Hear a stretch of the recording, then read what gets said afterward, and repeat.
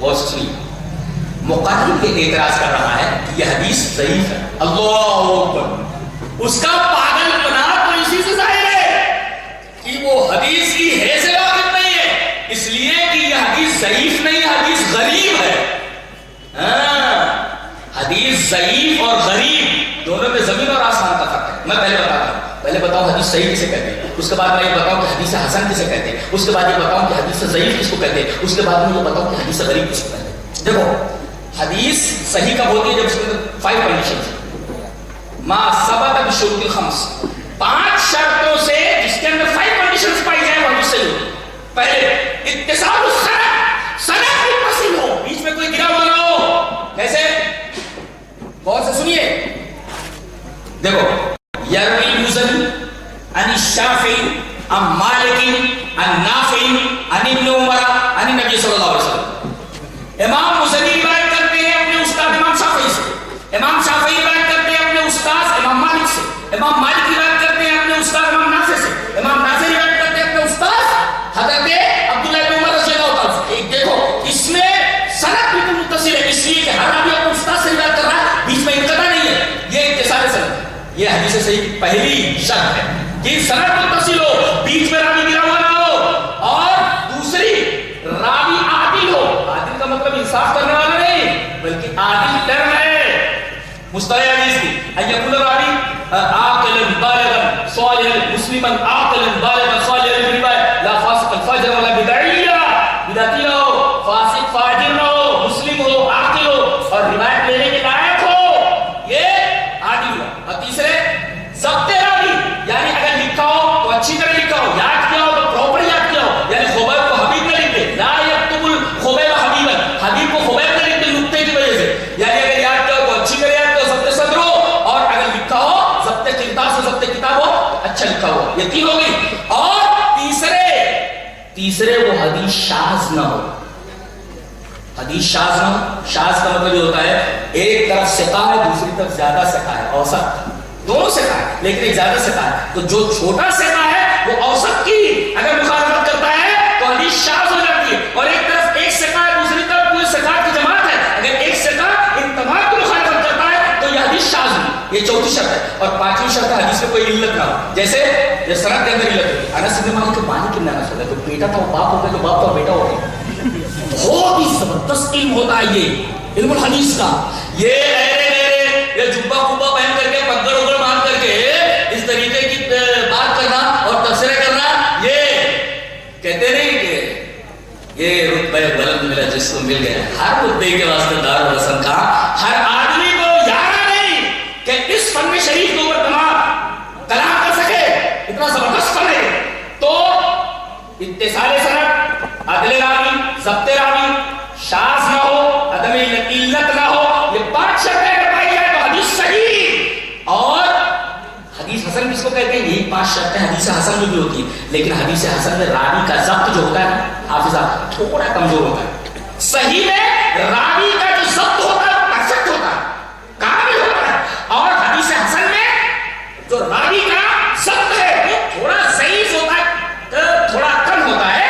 لیکن یہ 5 شرطیں حدیث حسن میں بھی ہوتی ہے. لہٰذا 5 شرطیں حدیث حسن میں بھی ہوتی ہے، 5 شرطیں حدیث صحیح میں ہوتی ہے. فرق یہ ہے کہ 5 شرطوں میں جو ایک شرط ہے کہ ضبط ہو راوی کا، وہ کمال درجے کا ہو تو حدیث صحیح ہے، اور اگر کمال درجے کا نہ ذرا کمزور درجے کا تو حدیث حسن ہے. اچھا اب حدیث حسن کی تعریف معلوم ہو گئی، حدیث صحیح کی تعریف معلوم ہو گئی. اب حدیث صحیح کا لے لو، ما فوق یہ شرط من شروط الحسن، حسن کی شرطوں میں سے کوئی ایک شرط نہ ہو تو حدیث صحیح ہو جاتی ہے. مثلا اتصال سند تھا، حدیث ضعیف ہے، بیچ میں انقطاع. جیسے لوگ یزید ابن رومان کہتا ہے کہ حضرت عمر کے زمانے میں لوگ 20 رکعت تراویح پڑھتے تھے.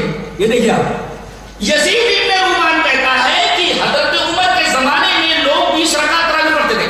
یزید ابن رومان نے حضرت عمر کا زمانہ پایا ہی نہیں. اس کا مطلب یہ ہے کہ بیچ میں کچھ راوی گرے ہوئے ہیں، بیچ میں انقطاع ہے، اتصال سند موجود نہیں ہے. اور اتصال سند موجود نہ ہونا در حقیقت حدیث کے ذوق کی طرف جا رہا ہے. لہٰذا وہ 20 رکعت تراویح والی ضعیف ہے.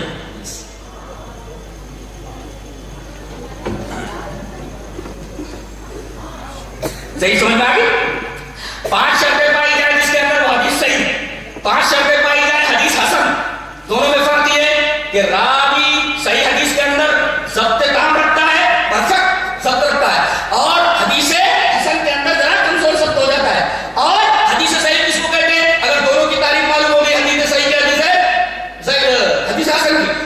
یہ شرطوں میں شروط الحسن، حسن کی شرطوں میں سے کوئی ایک شرط بنا ہے تو حدیث ضعیف ہو جاتی ہے. یہ ہے حدیث ضعیف ٹائپ. اور غریب کس کو کہتے ہیں؟ غریب کا مطلب ہوتا ہے روایت کرنے والا سے غریب ہو، ضعیف نہیں. اب دیکھیں یہاں حضرت عمر نبی کریم صلی اللہ علیہ وسلم کی روایت کرنے میں منفرد ہے، کسی اور صحابی نے روایت نہیں کیا، تفرد دے رکھی ایک نے. اس کے پہلے کون ہے؟ علقمہ بن وقاص لیثی. یہ حضرت عمر سے روایت کرنے میں منفرد ہے، ان سے کسی نے روایت نہیں کی. اس سے پہلے کون ہے؟ محمد ابراہیم تیمی ہے. انہوں نے علقمہ سے روایت کرنے میں تفرد کیا، ان سے کسی نے روایت نہیں کی. کسی نے روایت نہیں کی. ابراہیم تیمی سے یحییٰ ابن سعید انصاری نے روایت کیا ہے، متفرد ہے. یحییٰ ابن سعید سے بہت سارے لوگوں نے لیا. اس کا مطلب انما الاعمال بالنیات کی حدیث میں 4 تفردات ہیں. ایک تفرد حضرت عمر کا ہے، دوسرا تفرد حضرت علقمہ کا ہے، تیسرا تفرد ابراہیم تیمی کا ہے، اور چوتھا تفرد یحییٰ ابن سعید کا ہے. یحییٰ ابن سعید سے بیشمار لوگوں نے روایت کیا ہے. لہذا یہ حدیث ضعیف نہیں، حدیث غریب ہے. حدیث غریب ہے. اور حدیث غریب کی صورت معلوم ہے؟ ایک ہوتی خبر واحد. کہتے ہیں کہ ما هو خبر واحد؟ خبر واحد ما رواہ عدد المحصور، ایسے راویوں نے روایت کیا ہو جن کی عدد محصور ہو، یعنی لا تعداد اور متواتر کی طرح. اب اس خبر واحد کی 3 قسمیں، ایک خبر غریب، ایک خبر عزیز، ایک خبر مشہور. ما رواہ واحد خبر غریب، ما رواہ اسناد خبر عزیز، اور ما رواہ فوق اسناد 2 سے زیادہ کس نے روایت کیا وہ خبر مشہور. تو یہ حدیث غریب ہے اور یہ خبر واحد کی ایک قسم ہے. اور خبر واحد اگر محتفظ بالقرائن ہو، مفید للعلم الیقینی، مفید للعلم النظری. کیا جانا چاہیے پہلے حدیثوں کو پنگا لینے میں آسان پڑی ہے، بہت مشکل ہے. خود اللہ کے رسول کی حدیث کو تلاش کرنے کے لیے کتنی محنتیں کرتے ہیں جانتے ہیں؟ جو اس آدمی نے بیان کیا ہے کھود ڈالا ہے، کھود کر کے ڈالا، ٹک آؤٹ کیا. کیا کیا ہے؟ ٹک آؤٹ کیا. اور جس آدمی کو ضعیف حدیث اور خبر غریب حدیث اور ضعیف حدیث کے درمیان فرق معلوم نہ ہو، وہ آدمی منبر پر بیٹھ کر تقریر کرے اور اسی طریقے سے کرسی پر بیٹھ کر کے حدیث کے اوپر کلام کرے، دنیا کا بہت بڑا عجیب ہے. اور اس قلت علم کے اوپر جتنا ماتم کیا جائے، جتنا افسوس کیا جائے کم ہے. جس آدمی کو ضعیف حدیث اور غریب حدیث کے درمیان فرق معلوم نہ ہو، وہ اہل حدیث کو طریقہ کرنا چاہیے. افسوس ہے.